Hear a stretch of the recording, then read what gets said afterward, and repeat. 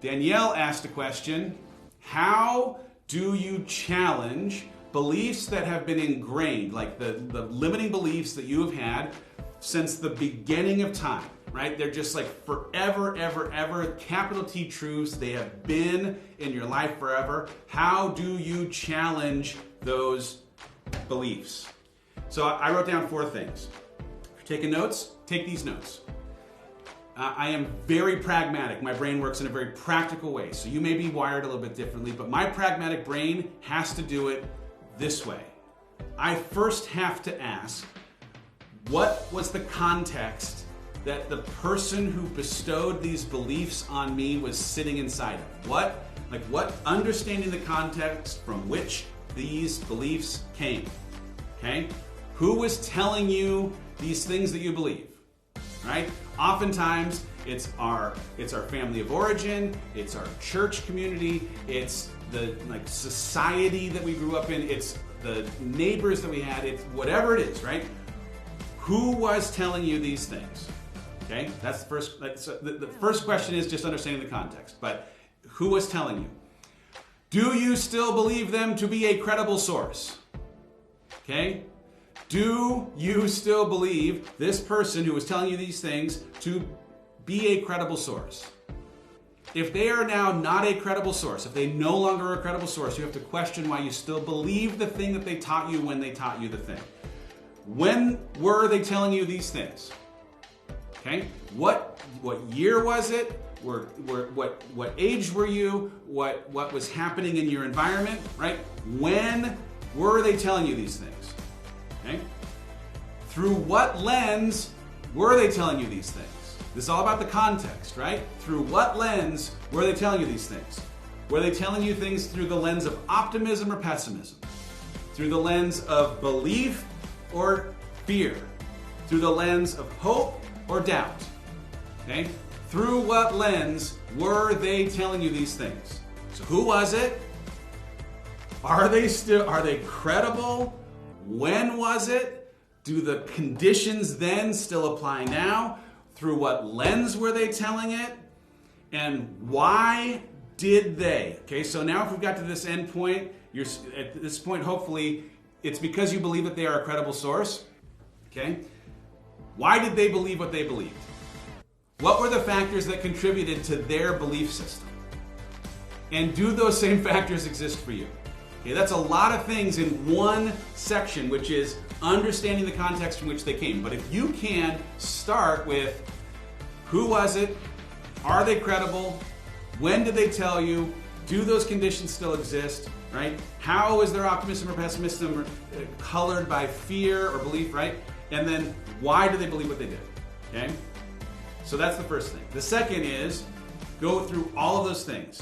Do the same conditions that existed then exist now? I know I kind of said that at the beginning, but do the same conditions exist? Right? Would that person who taught you what you believe tell you those things today? Knowing that times have changed, that you have changed. Like, I have a chapter in the book all about parenting that I wrote because I forever, I gotta move my phone and plug it in or it's not gonna stay going. I really had trouble with holding my reverence and appreciation for who my parents were and how well they showed up. I was the beneficiary of good parents, right? So some of you did not grow up in great environments, some of you did. I happen to have grown up in a great environment. And I conflated that great environment with every single capital T truth that they had that worked for our family back then as a thing I had to pull into my present to recreate that good environment. But then I had to really ask, okay, like, I still believe that the source of the things that my parents were teaching us as 4 kids in 1984, 82, 76, like the things that they were teaching back then, I do believe that it came from a credible source. But I do believe that the times have changed and some of the ways that they were raising us made perfect sense, and man, they developed me into who I am. But some of what they taught doesn't serve the family that I have in 2020. And I finally, gosh, it took work. I had to sit with the therapist and really work through this. I had to get to a place where I could hold space for honoring and appreciating the credibility of the source, and that source may not have a place in my life in 2020, and that it doesn't in any way diminish my respect for that source or how important it was in forming who I am today in any way. So do those same conditions exist? Okay. The third thing to ask is, do these beliefs, do these things that you're holding, do they actually align with your personal values today? Right? Like, I know you think, well, they have to, right? Because my values and the things that I believe have to align, but sometimes, honestly, when you're really honest, what you personally value and what you actually believe are disconnected. So you got to ask, are these things connected? Is there actual consistency in these things? Do they align with your personal beliefs? Do they support your family goals? Right? Do they support your family goals? If you have goals for what your family should accomplish and the beliefs that are holding you back constrain you from being able to achieve these things, you need to go and ask a better set of questions. Are these things that ought to live in my life today? And then the last question that I ask, do they model what you'd hope for your children? Do they model these beliefs, right? Are you believing a set of beliefs that you would hope your children would grow up and have? And again, I know that sounds like, of course, Dave, why would I believe things that I wouldn't want to pass on to my kids? But if I challenge you to really dig in to some of your limiting beliefs, if I'm asking you, would you like me to impart some of that fear-based limiting belief on Noah Hollis, who turns 3 next month? The answer would be no, right? So if you're operating in a place where you wouldn't want to have these beliefs that have held you back passed on to your kids, you have to ask a better set of questions about why you believe them in the first place, okay? And now the fourth thing is, are there ways to test the empowering belief to see if there are flaws in the limiting belief? And the story that I give you is the real-time story of I grew up being told that I could not be a runner because of my height. I did a whole story about it 2 days ago. I don't want to go too deep into it, but the headline is, I was told that I couldn't be a runner because people who are as tall as me with my frame, they just can't because of your back or your hips or something in like the frame of it all. You couldn't be a runner. So I just didn't run.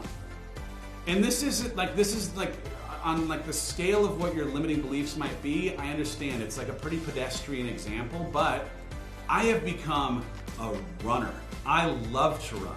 Running is an unbelievably positive coping mechanism in my life that I replaced negative coping mechanisms with. And not only do I run far.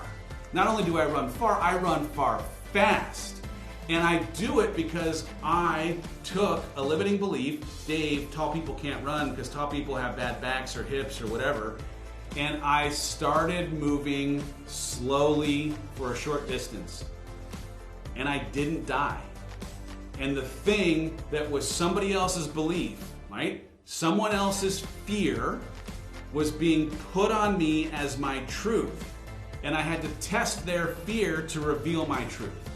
And you'll have to test their fear to reveal your truth too, right? And I had to do it one slow, short distance at a time until I slowly, over time, totally unraveled their fear to reveal my truth. And my truth is, I am a tall runner. I run fast on these roads. And I can take that example and do it through the lens of, should I leave the Walt Disney Company and the safety and the security? I can't leave because, and man, I could make you a list of the 20 things that I believe with all of my being would happen if I were to leave the Walt Disney Company, and none of them, and I mean none of them, ended up coming to pass. They were all conjured, made up BS lies that were driven by ego, driven by fear, driven by something that wasn't connected to my reality.